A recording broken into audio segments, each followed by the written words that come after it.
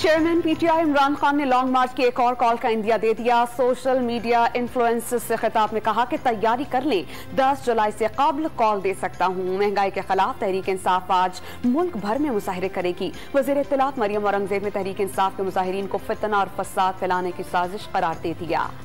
दो टोक कहा, किसी खूनी और फसादी एहतजाज की इजाजत नहीं होगी।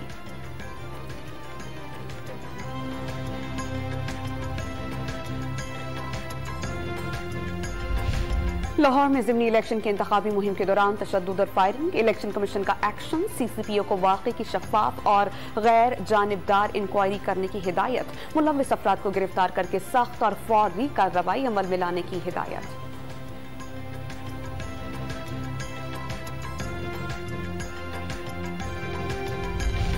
सदर आरिफ अलवी ने इलेक्शन तरमीमी बिल दस्तखत के बगैर वापस कर दिया। मुजव्वजा कवानीन रुज्जत पसंदाना करार दे दिया और कहा कि टेक्नोलॉजी मुतनाज़िर और चैलेंज शुदा इंतखाबी अमल में इबहाम, इख्तलाफात और इल्जामात कम कर सकती है।